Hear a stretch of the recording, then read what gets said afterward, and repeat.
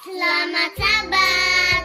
Selamat datang di Sekolah Sahabat Anak Gereja Masih Advent hari ke-7 Jemaat Makarion. Like my little storm, my little storm, my little storm. With Christ in the vessel, like in my little storm, as we are sailing home.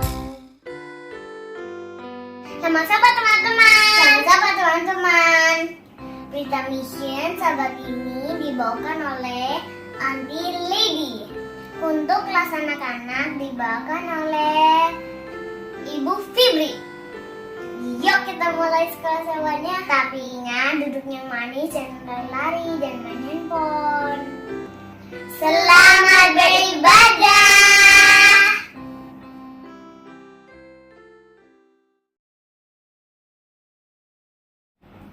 Teman-teman, sekarang kita doa buka dibawakan oleh Joanna.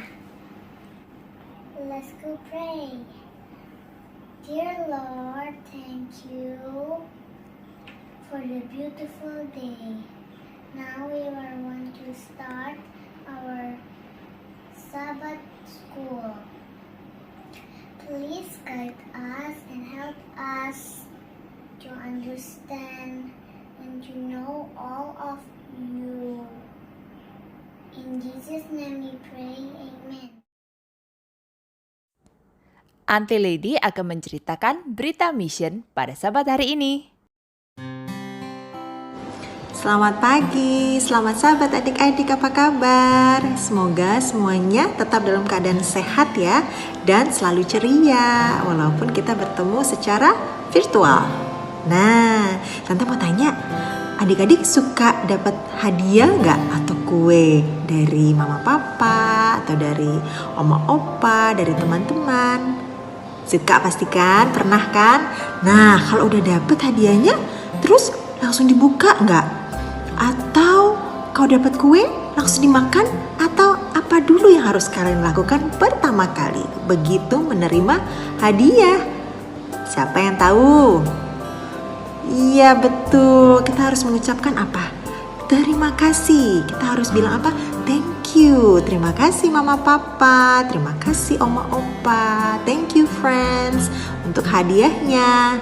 Nah, itu juga yang dilakukan oleh seorang anak kecil ya, seorang gadis yang bernama Jaira. Apa sih yang Jaira lakukan pada saat dia menerima sebuah hadiah? Mari kita dengarkan ceritanya bersama-sama. Berita Mission Sabat ini menceritakan tentang seorang anak kecil yang bernama Jaira, tentang bagaimana dia belajar untuk mengucapkan terima kasih atas hadiah yang diberikan kepadanya. Jaira hidup di Filipina, Kepulauan Marshall bersama kedua kakak lakinya dan orang tuanya yang mengajar di Sekolah Masih Advent hari ke-7. Suatu hari, Jaira menerima sebuah kotak kejutan yang datang dari negara bagian Texas di Amerika Serikat. Kotak kejutan tersebut ternyata berisi sebuah boneka khusus dan hadiah-hadiah lain untuk kakak laki-lakinya. Dan Jaira pun ingin segera bermain dengannya. Tapi ayahnya menghentikannya.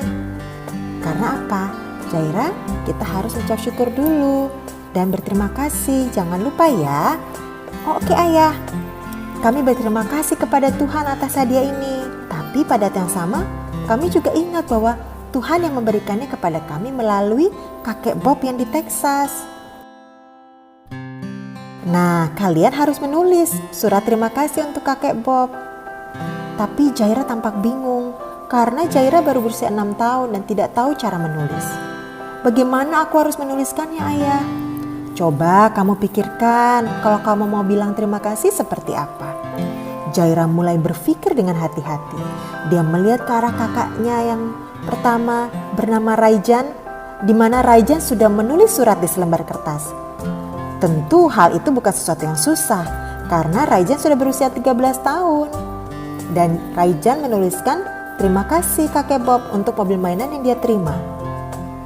Lalu Jaira menatap saudara laki-laki yang satu lagi bernama Yehurayan. Yehurayan ini berumur 8 tahun. Dan dia juga sudah menuliskan surat terima kasih tentang mobil mainan yang dia terima. Lalu, apa yang bisa aku tuliskan ya ayah? Aku bingung. Sambil Jairah menoleh ke ayahnya, lalu ayahnya berkata, kamu bisa mengucapkan terima kasih dengan cara apapun, Jairah. Oh, aku tahu ayah, aku bisa menggambar. Nah, coba kamu gambar.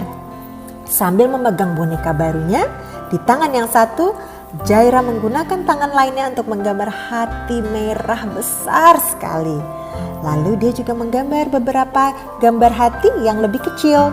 Dan di atas kertas, dia dengan hati-hati menulis namanya Jairah.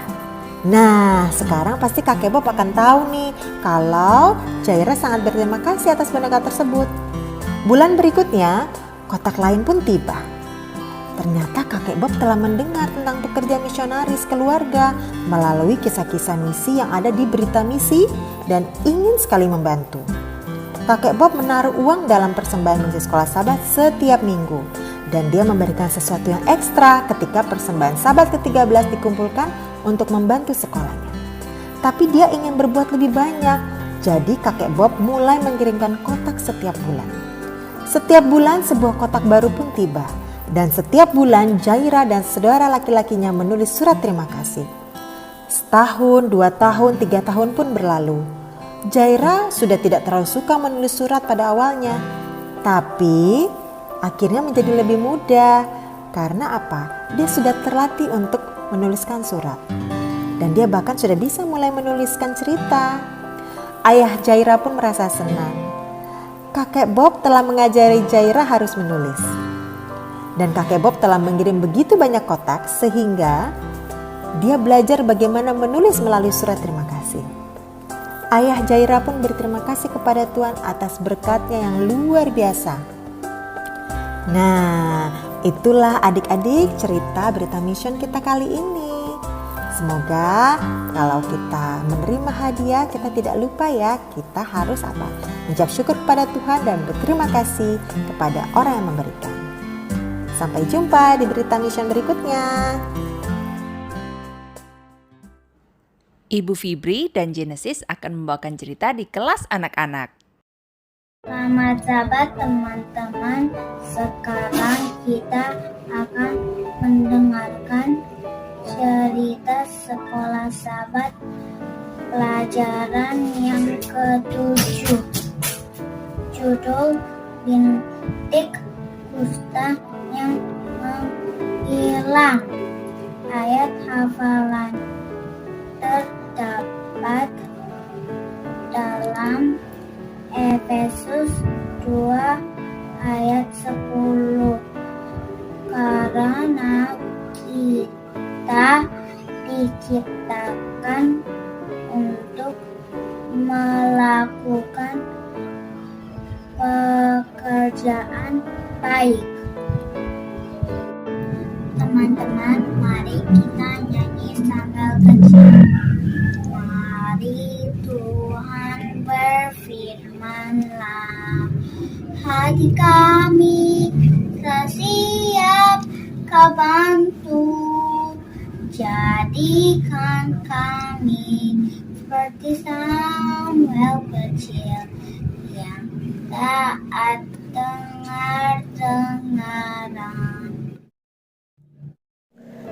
Apakah kamu pernah melakukan sesuatu yang benar-benar baik untuk seseorang karena kamu menginginkannya? Naaman memiliki beberapa orang yang melakukan perbuatan yang baik untuknya. Panglima Naaman sangat gembira sekali, sekaligus takut pada saat yang bersamaan.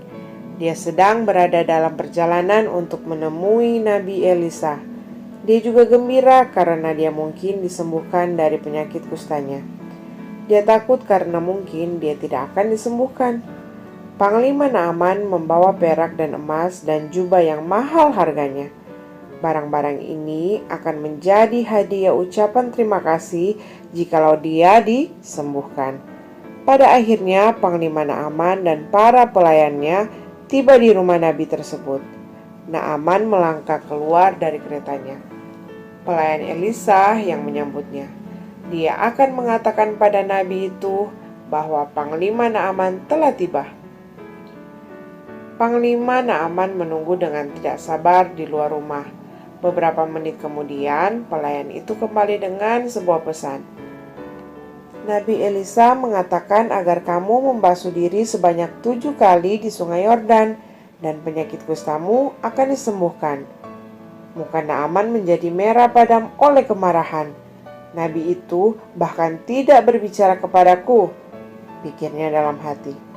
Dia juga tidak menyukai pesan yang diterimanya. Panglima Naaman melompat kembali ke keretanya. Dia berseru, "Ayo kita pulang." Para pelayan Naaman saling menatap satu sama lain. "Mengapa kita pulang?" kata mereka. "Karena aku tidak akan membasuh diriku dalam sungai Yordan yang berlumpur. Jika membasuhlah yang harus kulakukan, kita memiliki sungai yang lebih baik di negeri kita," jawabnya. "Tunggu," kata pelayannya.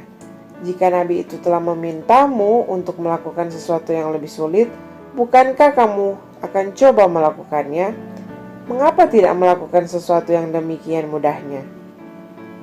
"Baiklah," Panglima Naaman berkata, "mari kita pergi ke sungai Yordan." Dengan segera mereka menuju ke sungai.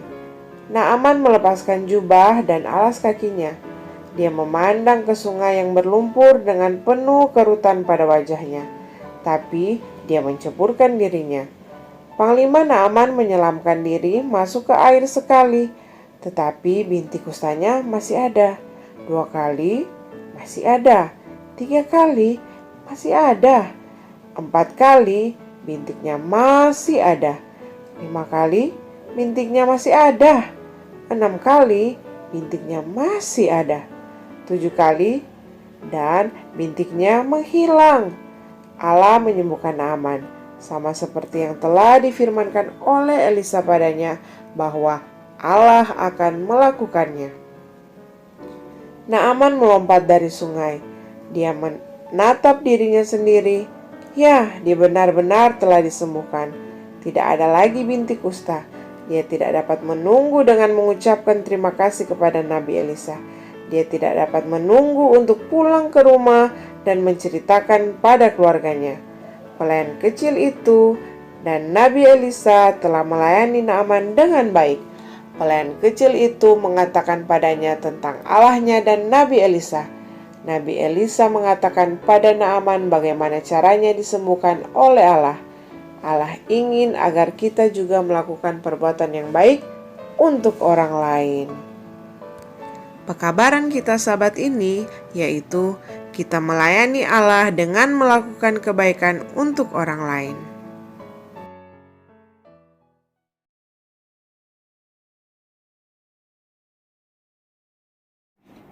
Teman-teman, ayo kita dengarkan lagu pujian dari Gevarel juga Maverick. Yuk kita mulai.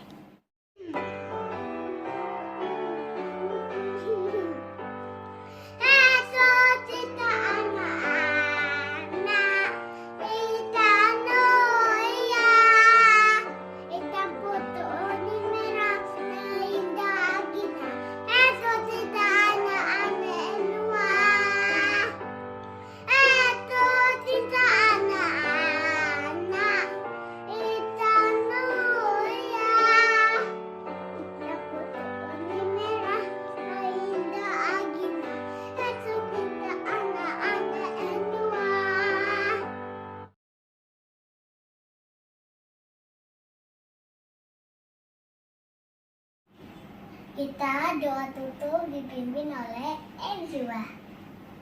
Teman-teman, mari kita berdoa. Tuhan Yesus, kita sudah selesai sekolah Sabat. Terima kasih untuk pimpinan kamu. Sekarang kita mau tutup sekolah Sabat. Di dalam nama Yesus, amin. Kabar kita sudah selesai. Terima kasih semuanya sudah menonton. Sampai jumpa sahabat depan. Tuhan Yesus berkati. Bye.